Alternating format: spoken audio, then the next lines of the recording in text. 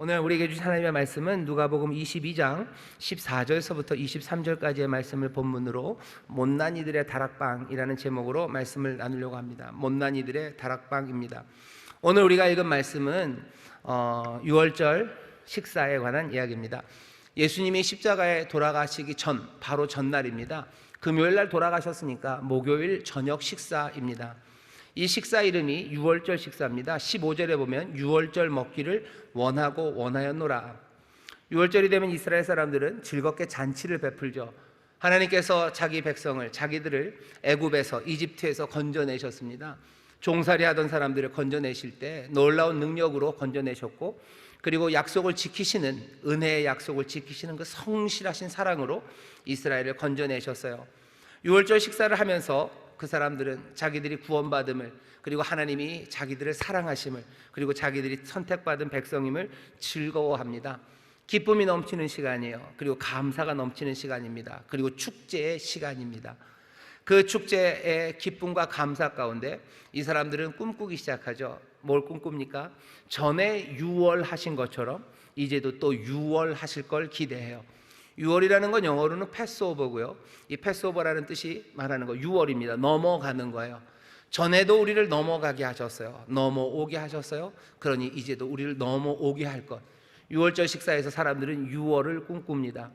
죽음에서 생명으로 넘어오게 하셨고, 그리고 종살이에서 자유함으로 넘어오게 하셨던 것처럼 이제는 이 슬픔 가운데서 기쁨으로 넘어가게 하시고, 그리고 이 절망에서 소망으로 넘어가게 하시고, 이 모든 불화와 그리고 이 분노를 하나님이 기쁨과 아름다운 화목으로 넘어가게 하실 것, 그것들을 꿈꾸는 시간입니다. 6월은 자기들이 넘어간 게 아니에요. 하나님이 자기들을 넘어가게 하셨어요. 하나님이 넘어가십니다. 그래 하나님이 우리를 넘겨주셔요. 그러니 6월절 식사, 그 6월절의 식사는 그 소망, 넘어가는 소망으로 가득한 시간이고요. 그리고 그 밑바탕에는 기쁨과 감사, 사랑에 대한 감격이 있는 식사입니다. 그러니 오늘 이 시간 우리가 이 말씀을 읽는 것은 지금이 몇 월달이죠? 6월달입니다. 여기 떡과 여기 잔이 마련되어 있어요. 오늘 이 자리는 6월의 식사입니다. 6월 우리에게 주시는 첫 번째 식사예요. 말 그대로 넘어가는 식사입니다. 오늘 이 시간 여러분들의 삶에 새롭게 하나님이 넘어가게 하실 소망이 가득하게 되시기를 주의 이름으로 축원합니다. 왜? 오늘은 6월의 식사입니다.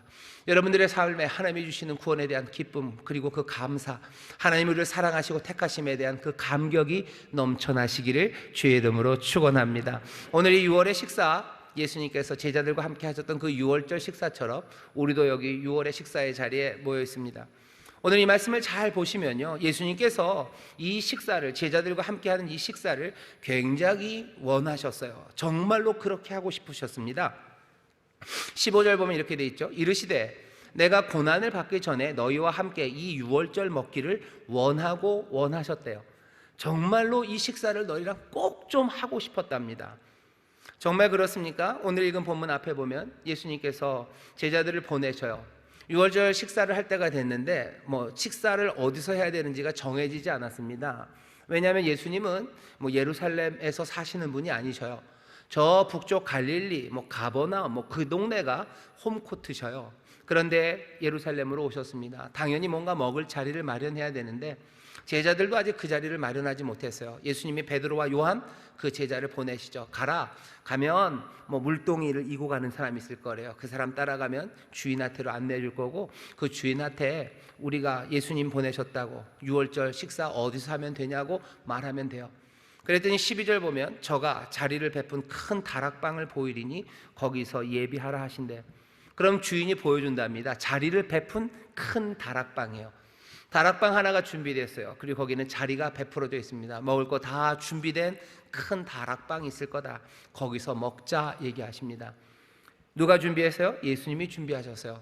이건 예수님이 오늘 한턱 내시는 자리입니다. 예수님 한턱 내고 싶으셨어요. 제자들에게 한턱 내고 싶으셨어요. 이제 내일이면 십자가 지러 가십니다. 오늘 저녁은 내가 내 제자들 먹이고 싶어요.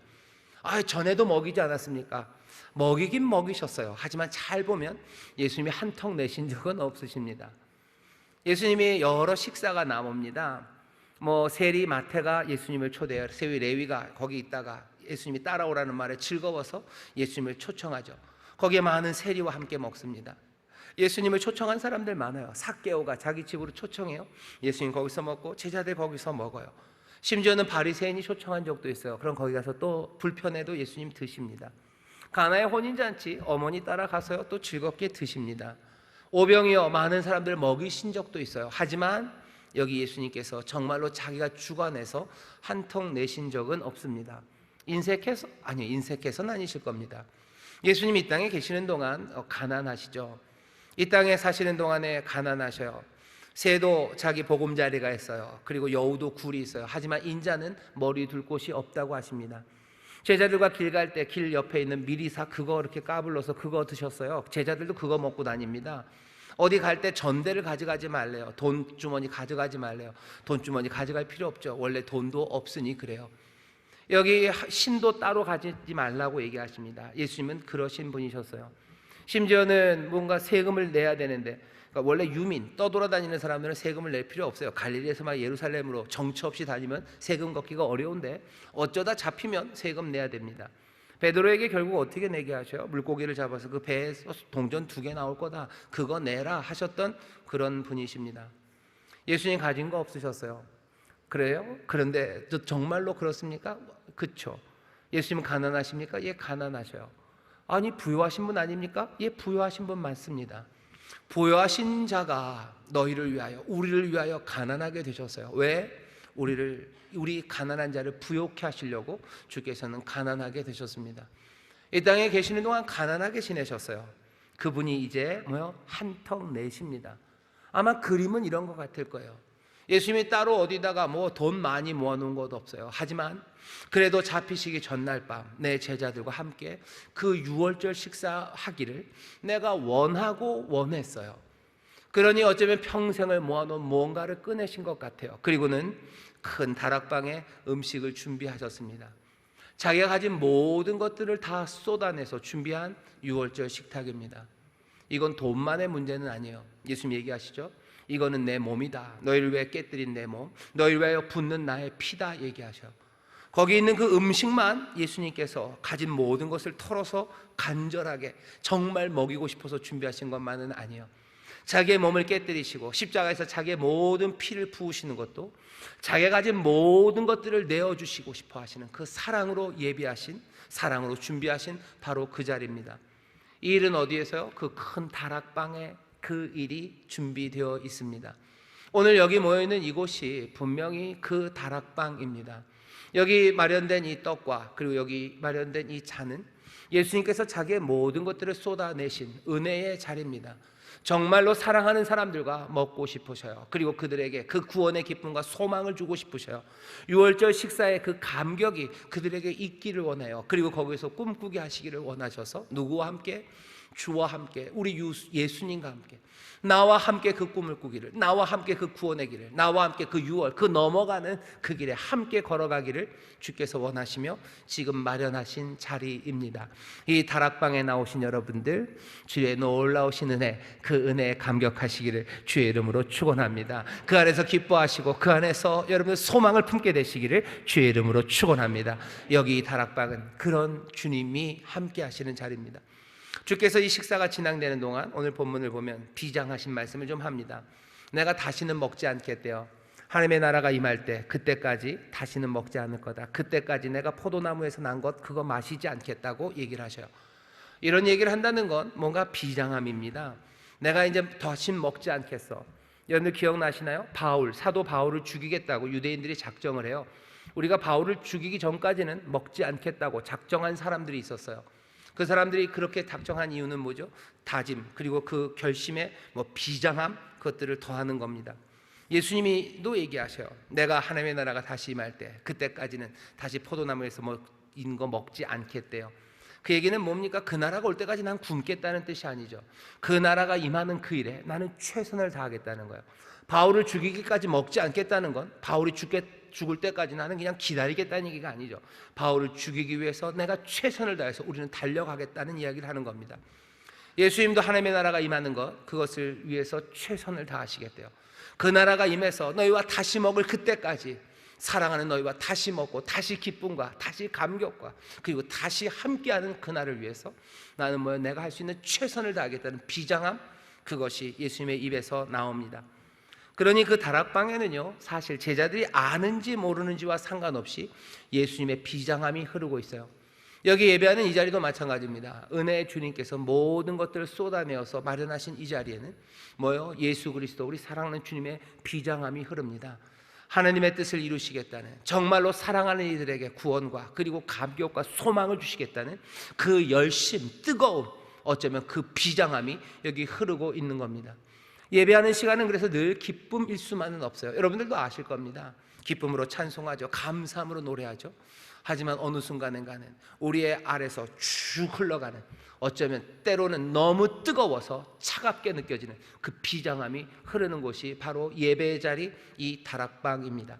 이 다락방은 주의 뜨거운 은혜가 가득해요. 주님의 비장한, 주의 결심이 가득한 자리입니다.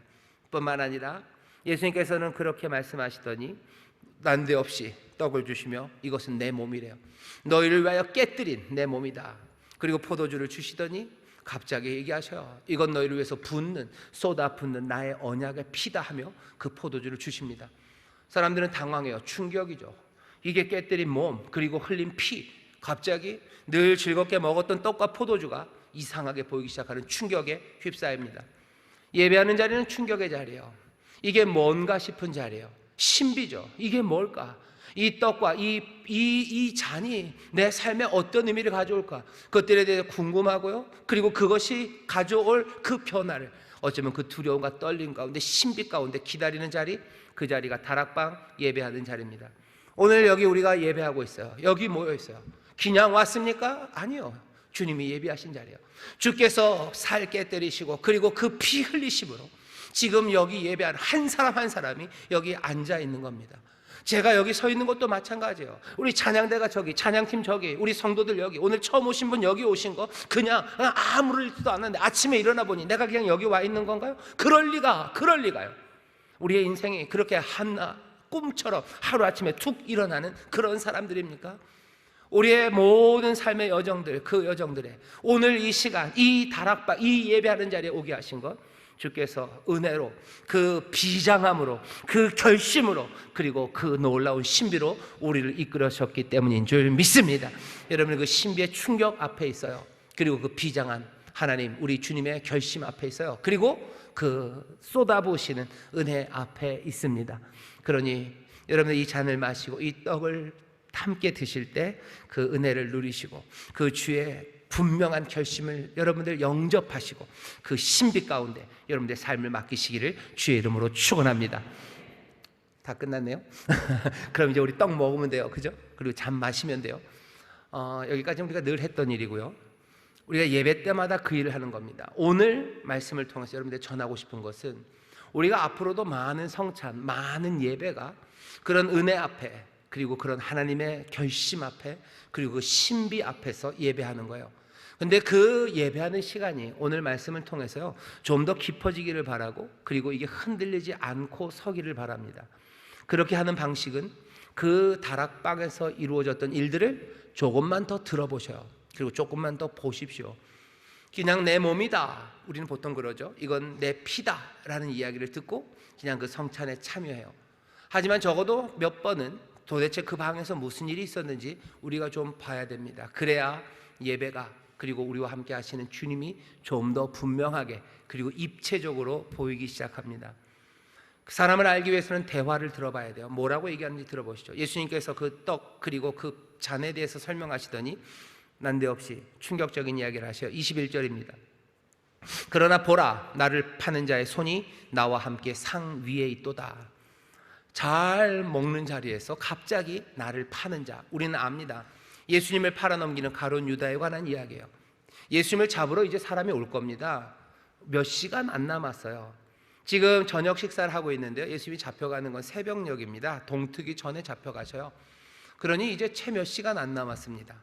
예수님이 얘기하셔요. 나를 파는 자, 그 사람, 나와 함께 식탁, 이 상 위에 그 손이 있구나 라고 얘기하셔요. 예수님이 얘기하시니까 제자들이 어떻게 할 것 같으셔요? 네, 여러분들 예상하는 바로 그대로입니다. 손들을 확 내리겠죠. 네, 빨리 내려야 돼요. 빨리. 그리고 아닌 척 해야 됩니다. 그 다음엔 어떻게 해요? 두리번거리죠. 누구지? 예수님이 누군지 모르셔서 그런 거 아니에요. 아셔요. 그러고 얘기하십니다. 그냥 누구라고 지목하면 돼요. 무슨 김씨 집안 셋째 아들이다 뭐 이렇게 얘기하시면 사람들이 대충 알아들을 텐데, 그렇게 하지 않으시고 그냥 손이 나와 함께 상 위에 있다고 얘기하십니다. 사람들이 물어요. 우리 중에서 이 일을 행할 자가 누굴까? 지금 거기서 이루어지는 일은 예수님은 그렇게 얘기하시고 제자들은 서로에게 묻습니다. 나를 팔 자가 상 위에 손이 있다 했을 때 손 싹 내리고요, 그 12명이 다 똑같이 고개를 돌리면서 누구 한 사람을 쓱 쳐다보지 않았어요. 왜? 그 사람들은 모릅니다. 아니면 서로에게 묻지 않고 얘는 아니야, 얘는 팔 리가 없어라고 제외하지도 않아요. 왜? 누가 그럴지 모르기 때문입니다. 누구라도 예수를 배반할 사람이 될 수 있습니다. 그 식탁에 앉은 사람은 그렇습니다. 오늘 여기 우리가 다락방에 있어요. 여기서 예수님이 하시는 말씀은 누구라도 예수님을 배반할 수 있습니다. 배신 가능성이죠. 대출 가능성이 아니요, 배신 가능성입니다. 배신 가능성, 어떻게 그럴 수가 있습니까? 아니, 우리가 압니다. 우리가 알아요. 꽤나 많은 이전에 다락방에 있었던 그 사람들 중에서 예수님을 배신하고 떠나간 사람들을 압니다. 떠나갔다 오지 않는 사람들을 압니다. 떠나가고 가론 유다만큼도 가슴 아파하지 않은 사람들을 압니다. 그러니 예수님께서 보라, 나를 파는 자의 손이 나와 함께 상위에 있다 하는 말에 우리는 서로 물을 수밖에 없어요. 여기 모여있는 사람들, 그때 그 다락방에 있었던 사람들과 마찬가지죠. 우리는 믿지 못할 사람들, 배신의 가능성이 있는 사람들입니다. 성실하고 싶고 믿음이 흔들리지 않고 싶은 마음은 있을지 모르지만 우리는 알아요. 우리는 배신할 수 있는 사람입니다. 예수님이 이 사람들을 숨겨주셔요. 그냥 상 위에 손이 있는 사람이죠. 그리고 잡으려고 쫓아다니지 않으셔요. 기다리십니다. 사실은 몇 시간 안 남았어요. 가룟 유다가 거기서 뛰쳐나가서 대제사장의 종들을 데리고 올 시간이 얼마 남지 않았어요. 예수님이 가로막고 넌 가지 말아라, 유다야 너 가지 말아라 그러지 않으셔요. 가슴 아프신 일이에요. 그러니 참 그 사람의 화가 있을 텐데 안타깝습니다. 그래도 예수님은 거기서 기다리셔요. 오늘 여기 배신할 사람 하나님 예수님 왜 모르시겠어요? 하지만 기다리십니다. 멱살 잡아서 끌어안고 바지가랑이 잡고 붙잡아 그러면 안 된다라고 붙잡지는 않으셔요. 하지만 이 말씀을 하시며 그 마음이 돌아서기를 기다리십니다. 다락방엔 그런 곳이에요. 배신하는 사람이 있는 곳이에요. 그리고 거기 기다리시는 은혜가 있는 곳이 그 다락방입니다. 포도주와 그 떡이 있는 곳이에요. 은혜로 베푸시고 비장한 주의 결심이 흐르고 그리고 신비가 있는 그곳에 배신할 수 있는 사람들과 또 기다리시고 또 숨기시는 예수님이 그곳에 계셨습니다. 대화가 어떻게 진행되나 보죠. 24절 보면 다툼이 있습니다. 이 와중에 다퉈요. 뭘로 다툽니까? 누가 크냐 다툽니다. 24절 또 저희 사이에 그중 누가 크냐 하는 다툼이 난지라. 이 다툼은 전에 누가복음 9장에서도 이 싸움이 있었어요. 누가 큰지를 싸웁니다. 예수님이 그러지 말아라, 작은 자가 되는 거 그거 더 좋다라고 이미 가르쳐 주셨어요. 이미 가르쳐 주셨지만 한 번 가르쳤다고 그렇게 한 번에 깨닫는 사람들, 다락방에 있는 사람들은 그런 사람들이 아닙니다. 다락방에 있었던 사람들은 그 마지막 식사에서도 누가 큰지를 다투는 사람이에요. 거기 있는 사람들은 3년을 예수님을 따라다니면서도 예수님을 제대로 이해하지 못한 사람이에요. 예수님이 3년을 이 사람들을 가르칠 때 줌으로 한 달에 한 번, 일주일에 한 번, 아니면 하루에 1시간씩 가르치신 게 아니에요. 함께 걷고 함께 주무시고 함께 먹으며 예수님이 3년을 가르치셨어요. 예수님이 그냥 무슨 이상한 강사, 잘 못 가르치는 사람 아닙니다. 세상의 모든 지혜와 진리이신 그분과 3년을 동행했어요. 근데도 예수님을 이해하지 못합니다. 예수님이 고난받는 종이라는 걸 이해하지 못해요. 가난한 사람, 쫓겨난 사람, 애매한 사람, 억울한 사람, 그 사람들을 위한 나라, 그 사람들에게 평강, 그 사람들에게 위로와 생명을 주실 능력의 주님, 은혜의 주님이라는 것을 사람들은 여전히 모릅니다. 다락방엔 그런 사람들이 있어요. 여기 이 다락방에도 그렇습니다. 주님이 우리와 함께 하지 않으셨어요. 왜 그렇게 얘기하셔요? 우리의 고백이 뭐죠? 주는 우리와 함께 하셔. 볼지어다 세상 끝날까지 너희와 내가 함께 하시다고 하시며 주님 우리와 함께 하셨어요. 우리가 성경을 읽을 때마다 설교를 할 때마다 때로는 그 발람에게 나귀가 말하는 것처럼 수많은 이야기들로 주께서 우리를 가르치셔요. 누군가 내 친구가 그냥 죽었다는 이야기 가운데 거기에 들려지는 주의 음성이 분명히 있었어요. 세상에 악하고 그리고 말도 안 되는 일이 들려올 때 그 소식 가운데 거기서 전하시는 주의 음성이 내 가운데 들렸어요. 그런데 그렇게 3년이 아니라 훨씬 더 많은 시간을 지나면서도 여전히 그 다락방에는 예수님이 누군지 모르는 사람, 여전히 내 중심적으로 내가 왕위에 오를 것을, 예수님 왕좌에 오르면 나는 거기서 무슨 권력을 가질지, 그것 누가 더 높고 누가 1등이고 2등이고 3등이고 4등일지 그것들을 묻는 제자들, 다락방에는 그런 사람들이 있습니다. 예수님이 그걸 보시고 이젠 하루 남았는데 끝났구나, 이것들 아니죠, 이 사람들을 놓고 내가 가야 되다니, 내 3년의 결실이 이것밖에 안 되냐 한탄하고 한숨 쉬셔요? 아니요, 거기 다락방에 계신 이는 좀 다릅니다. 대답하셔요. 뭐라고 대답하시는지 들어보십시오. 예수께서 이르시되 이방인의 임금들은 저희를 주관하고 그 집권자들은 은인이라 칭함을 받으나 너희는 그렇지 않을지니, 너희는 그렇게 되지 않을 거래요. 미래에 관한 이야기입니다. 너희 중에 큰 자는 젊은 자와 같고 두목은 섬기는 자와 같을지니라. 너희는 나의 그리고 말씀하셔요. 앉아서 먹는 자가 크냐 섬기는 자가 크냐? 앉아 먹는 자 아니냐? 그러나 나는 섬기는 자로 너희 중에 있노라. 예수님의 이 말씀을 들으셔요. 뭐라고 대답해 주십니까? 너희는 그렇게 되지 않을 거예요. 세상은 높은 사람들이 고맙다는 얘기를 듣고 높은 사람들이 다스리고 뭐 그러게 되겠지만 너희들은 그렇게 되지 않을 거야. 어떻게? 물으십니다. 앉아서 먹는 자가 크냐 아니면 서서 섬기는 자가 크냐? 당연히 앉아서 섬기는 자가 크지. 하지만 너희는 이렇게 될 거야. 어떻게요? 내가 지금 너희를 서서 섬기고 있지 않냐라고 얘기하십니다. 제자들은, 이 다락방에 있는 사람들은 얼마나 놀라운 사람들이냐면요, 누가 큰가를 이야기하면서 예수님이 서서 자기들이 섬기는 것, 그것도 지금 몰라보고 있습니다. 내가 지금 웨이터처럼 너희를 섬기고 있지 않냐. 유대인들은 이렇게 대충 누워서 밥을 먹어요. 대충 누워서. 근데 여기 지금 예수님이 서 계셔요. 근데 제자들은 몰라요. 섰는지도 몰라요. 요한복음 보면 예수님께서 제자들의 그 마지막 식사에 발을 씻기신다고 그러셨어요. 예수님이 수건을 허리춤에 끼시고 대야에 물을 받을 때까지 제자들은 몰랐던 것 같아요. 그 섬기는 일을 모릅니다. 지금 여기 이 다락방에서 예수님이 우리를 섬기는 거 몰라요. 그 대신 우리는 뭐요? 여전히 내 욕심들이 여전히 남아있어요. 여전히 나는 다른 꿈들을 꾸고 있어요. 주님은 나를 섬기고 지금도 그 몸을 깨뜨리시고 그리고 그 피를 쏟으시며 우리를 은혜로 부르시는데, 그래서 그렇게 우리를 지금 섬기고 계신데 내 마음은, 그리고 우리의 생각은 벌써 딴 데로 가 있습니다.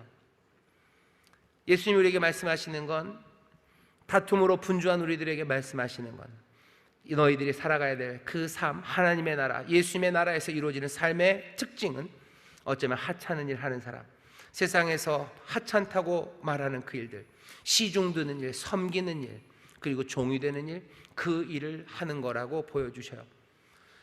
발을 누군가 닦아주는 사람, 누가 내 발을 닦여주는 그런 자리에 있고 싶으신 분들이 있으실 거예요. 하지만 예수님 지금 다른 얘기 하셔요. 아니, 발을 닦는다 얘기하셔요. 누가 내가 음식 먹을 때 나 서브해 줬으면 좋겠어요, 그런 사람 되기를 바라며 지금 다락방에 제자들은 있어요. 예수님 다른 얘기 하셔요. 사람들은 그렇게 하겠지만 아니, 나는 너희를 지금 섬기며 여기 서 있지 않느냐. 세상은 그렇게 되겠지만 너희는 나처럼 되기를 바란다 얘기하셔요. 여러분들 다락방 오늘 예배하러 나와서 여러분들 뭘 기대하고 나오셨습니까? 내가 하나님의 은혜로 사람들 한 15명이 매일매일 내 발을 닦아주는 그런 사람이 되기를, 내가 앉으면 내 음식 시중 드는 사람들이 쫙 서 있는 사람들이 되기를.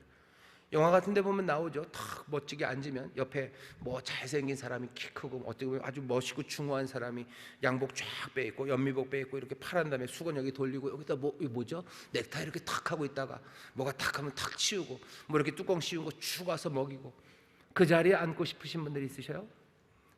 내가 그냥 쭉 발 뻗으면 누가 와서 내 발 닦아주고, 내가 쓱 나가면 사람들이 문 열어주고, 내가 가면 사람들 다 머리 굽히고, 그거 기대하면서 계십니까? 여기 제자들 지금 다락방에서 그러고 있었어요. 근데 예수님은 아니, 그거 아니다. 그거 아니다. 앉아있는 자가 크고 섬기는 자 작다고, 하지만 나는 지금 너희를 섬기며 여기 서 있지 않냐. 그 다음 말씀이 더 놀랍습니다. 그 길을 알려주시고요, 그 다음에 이렇게 얘기하셔. 너희는 나의 모든 사람 중에 항상 나와 함께한 자들인즉 내 아버지께서 나라를 내게 맡기신 것 같이 나도 너희에게 맡겨 너희로 내 나라에 있어 내 상에서 먹고 마시며 또는 보좌에 앉아 이스라엘 12지파를 다스리게 하려 하노라. 이 말씀 무슨 말이요? 제자들이 이렇게 못 알아듣고 뭔가 물색 없는 이야기만 하는 이 사람들에게 예수님이 약속을 하십니다. 한심하다고 타박하는 거 아니에요. 내가 내 상이에요. 내 식탁에서 이제 먹지 않겠다고 하셨어요. 하지만 하나님의 나라가 임하면 그때는 먹을 거예요. 하나님의 나라, 예수의 나라, 우리 주님의 나라, 그 나라가 임할 때 너희를 내 상에서 먹게 하겠다고 얘기하셔요. 너희를 앉힐 거라 얘기하셔요. 하나님의 나라가 먼 훗날 오십니까? 아니요, 이미 임하셔요. 임하시는 그 나라에서 먹게 하십니다. 그 상에서 먹고 마시겠다고. 그 자리를 받을 자격이 없는 사람들처럼 보입니다. 배신을 일삼는 이들처럼 보입니다. 하지만 예수님은 그 식탁에 먹이시겠대요. 그리고는 어떻게 하셔요? 그 식탁을 준비하러 가셔요. 그 식탁을 준비하러 밤새도록 기도하실 거고요. 그 식탁을, 그 나라를 준비하시러 그 모든 모욕을 다 감당하실 거고, 갈보리 그 길을 십자가 지고 올라가시고 골고다 그 언덕에서 끝까지 마지막 숨을 다하며 그 구원의 일을 이루실 겁니다. 부활하시고 승천하시는 그 모든 건 뭐예요? 이 사람들, 이 말도 안 되는 이 못난 사람들을 위해서 식탁을 준비하러 가셔요. 그날 그 유월절 식사를 준비하시기 위해서 모든 것을 쏟아부으신 것처럼 이 못난 이들에게 또 식탁을 준비하시려 주께서는 그 모든 수고를 마다하지 않으시고 그 길을 걸어가신 겁니다. 내 삶에 하나님의 은혜와 주가 동행하시는 그 삶을 오늘 이 다락방에 우리가 예배하고 이 다락방에 함께하는 사람들이 살아가게 하시려고 주께서는 어떻게 하셔요? 그 말도 안 되는 사람들을 위해서 약속하시고 그 약속을 이루어 주십니다. 점점 무지와 그리고 배신, 죄가 짙어져 가는 곳이에요. 하지만 이곳에서 점점 드러나는 것은 그리스도의 영광입니다. 그리고 그 은혜입니다. 그 다음에 하는 이야기는 뭐예요? 시몬아 시몬아 부르셔요. 사단이 너희를 까부르려고 청구한다. 시몬이 그 얘기를 듣고 베드로가 걱정하지 마셔. 나는 믿음이 충만합니다. 의기양양해요. 예수님 아시죠? 배반할 사람이에요. 뭐 할 사람이에요? 그리고 부인할 사람이에요. 베드로는 모릅니다. 의기양양해요. 하지만 예수님 어떻게 하셔요? 기도하십니다. 뭐라고 기도하시는지 들어보셔요. 그러나 내가 너를 위하여 내 믿음이 떨어지지 않기를 기도하였노니 너는 돌이킨 후에 내 형제를 굳게 하라. 사람들은 의기양양해요. 하지만 주님은 기도하십니다. 여기 의기양양하신 분 있으실 거예요. 여러분들에게 말씀드릴게요. 여러분들은 아셔야 돼요. 주님은 지금 여러분들을 위해서 기도하고 계십니다. 마지막 이야기는 칼에 관한 이야기예요. 너희들 아무것도 가지지 말라 했지. 하지만 이제 좀 준비하자. 이제는 뭔가 싸워야 되는 일이야. 이제는 내가 아니라 너희가 해야 될 일이 있으니 너희들 준비하라고, 너희들 칼을 준비하라고 얘기하셔요. 뭔가 폭력을 하시겠다는 얘기는 절대 아닙니다. 칼을 준비하라는 이야기는 뭔가 은유적인 이야기죠. 이젠 무장하고 준비하라고 얘기해요. 근데 그 말에 제자들이 이상하게 대답합니다. 아, 주님, 마침 내가 칼을 준비해 왔습니다 라고 얘기해요. 예수님이 거기에 대해서 대답이 뭐예요? 족하다, 됐다. 그냥 그러시죠. 됐다. 예수님의 말을 못 알아듣는 거예요. 그리고 드러난 거 뭡니까? 이 사람들은 칼을 가지고 있는 사람들입니다. 거기 그 다락방에 모인 그 사람들은요, 칼 2개를 갖고 있었던 사람들이에요. 칼 2개를 가졌다는 건 아주 1차적으로는 불순종입니다. 그런 거 갖고 다니지 말라고 하셨어요. 옷도 신발도 전대도 그런 거 가져가지 말아라 했는데 심지어는 칼을 갖고 있어요. 왜 칼을 갖고 있어요? 이 불순종은 불신의 증거입니다. 예수님 못 믿는 거예요. 실패에 대비해야 돼요. 보험입니다. 예수님만으로 충분하지 않습니다. 그러니 뭐가? 칼을 준비한 거죠. 칼 2개가 있어요. 예수님이 됐다라고 얘기하시는 거예요. 여기 다락방에 칼을 준비했던 이 사람들처럼 우리도 여기 칼 2개가 여러분들 뒷주머니에 있으신 분들 있으셔요. 정말로 칼을 꺼내시는 분이 없으시죠? 칼이 있어요. 예수님의 말씀에 불순종한 사람이 있어요. 왜? 불신하기 때문입니다. 믿지 않아요. 내 삶의 안전, 내 삶의 소망, 그것이 주께만 있다고 고백은 하면서도 아니에요. 그건 아닙니다. 몰래 내가 갖고 있는 칼들이 있어요. 내가 믿고 의지하는 바들이 있어요. 그것 있으면 제대로 삽니까? 아니요. 겟세마나에서 기도하시고 정말로 잡으러 왔을 때 결국은 모두가 다 떠납니다. 가룟 유다만 아니에요. 12명의 제자, 예수님의 12명의 친구, 그렇게 사랑하셨던 그이들은 한 사람도 남김없이 예수를 버리고 다 도망갔습니다. 그 다락방에 있었던 사람들은 누구예요? 못난 이들입니다. 허준이라고 드라마가 기억나시나요? 굉장히 시청률이 높았던 허준이라는 드라마에 이순재 씨가 유이태인가요? 뭐 그런 걸 했었던 적이 있어요. 아들한테 야단치면서 그러죠. 못난 놈, 못난 놈, 뭐 이러시는데요. 여기 다락방에 있는 사람들 누군지 이제는 압니다. 이 사람들 못난 사람들이에요. 다 도망가던 사람이에요. 우리도 알아요. 결정적인 시간에 용기를 내야 되는 그때, 선한 능력으로 주와 함께 동행해야 되는 그때, 이상하게 바로 그때가 우리도 어둠 속으로 도망가는 때예요. 우리도 어둠 속으로 사라져 버립니다. 우리의 정체를 감춰요. 우리의 이름을 감춰요. 하나님의 아들, 하나님의 자녀. 내가 의를 따라 살아간다는 거 아무것도 없어요. 그냥 다 어둠 속으로. 뒤에 숨겨놓은 두 개의 칼 아무 소용없습니다. 못난 사람들, 그 다락방에 있었던 사람들은 그런 사람들입니다. 대화를 통해 모든 것이 다 발각됐어요. 하지만 그 못난만 발각된 건 아닙니다. 아까도 말씀드린 것처럼 이 대화를 통해서 거기에 있었던 바로 그 식탁의 주인이 누군지 우리가 알기 시작합니다. 끝까지 우리가 신의를 지키지 못해도요, 주님은 신실하게 우리를 지키시겠다고 약속하시는 분이십니다. 우리는 끝까지 주님 곁에 남아있지 못해요. 하지만 주는 끝까지 우리 곁으로 오십니다. 우리의 사랑은 쉽게 흔들려요. 그리고 휘청거립니다. 하지만 주님의 사랑은 견뎌내는 사랑입니다. 그 나를 유월로 만드는 것, 구원과 그리고 그 새로움으로 만드는 것은 우리의 사랑과 우리의 성실함이 처음서부터 아니었어요. 변치 않는 사랑, 성실한 은혜, 그것이 우리를 유월하게 하시고 우리에게 소망이 되셨습니다. 거기 그 다락방에 이렇게 못난 사람이 있었다는 게 어쩌면 우리에게 위안이 됩니다. 왜? 여기 이 다락방에도 지금 그런 못난 사람들이 있기 때문입니다. 그 사람들은 늘 어둠 가운데로 사라져 버렸어요. 하지만 여러분들 이 다락방을 다시 한번 보셔요. 이게 딱 그 다락방인지 모르겠지만 그 예루살렘의 큰 다락방에 며칠이 되지 않아서 다른 사람들도 아니요, 딱 이 못난 이 사람들이 120명이 거기서 모여요. 그리고 저는 기도합니다. 예수님이 얘기하시죠. 약속을 기다리래요. 무슨 약속? 다시 먹겠다고 하셨어요. 다시 식사 자리로 부르겠다. 너희들의 그 권세, 보좌의 자리에 앉히겠다. 너에게 능력을 주고 너의 삶을 풍성하게 하고 구원과 기쁨, 감사가 넘치고 유월 넘어가게 하는 그 식사 자리를 베푸시겠다고 약속하셨어요.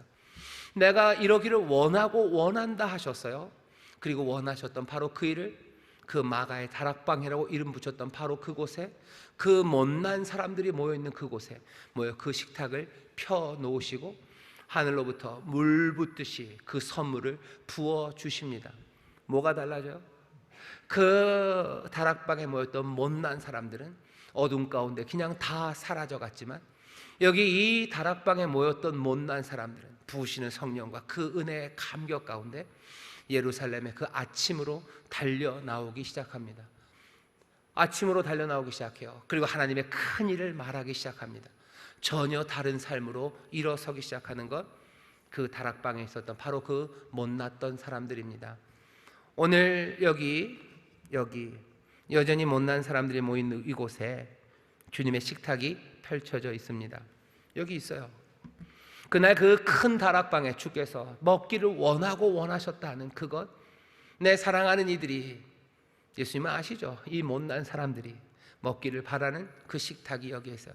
이것 먹고 구원과 그 기쁨, 그 감격으로 서기를, 그래서 이 유월, 이 넘어가는 이 변화, 그리고 그것의 신비 안으로 들어오기를 간절히 원하시며 펼쳐놓은 이곳입니다. 연약한 우리들, 못난 우리들 여기 와 있어요. 우리가 이것을 먹고 어쩔까? 제자들은 먹고도 어둠 가운데 떠나갔어요. 하지만 주께서 예비하신, 약속하시죠. 그 못난 사람들에게 약속하셨죠. 그날이 올 거다. 성령이 너에게 임하시면 너희가 권능을 얻고 너희가 증인이 되어 나아갈 거라고. 전에는 증인 되지 못하고 뭐가 됐어요? 그냥 사라진 목격자처럼 도망갔어요. 어둠 속으로 사라졌지만 이제 성령의 충만한 가운데 너희가 증인되어 세상으로 나아갈 거다. 정말로 그렇게? 예루살렘 그 밤에 도망갔던 그 사람들이 바로 그 예루살렘의 한낮에 문을 박차고 나오기 시작합니다.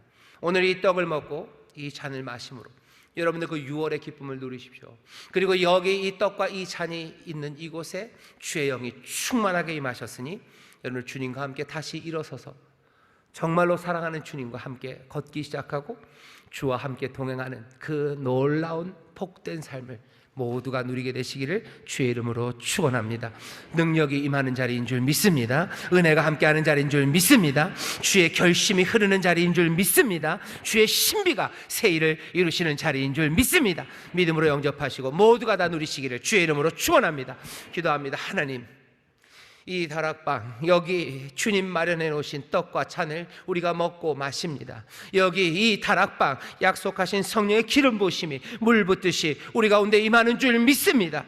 구원을 누리는 이 복된 자리가 되게 하옵시고 아버지 하나님, 능력으로 체험받아 주여 도망가는 어둠에 도망가는 이들이 아니라 주와 함께 빛으로 나서는 하나님의 능력들이 되게 하여 주시옵소서. 주여 우리에게 은혜 베풀어 주시니 감사합니다.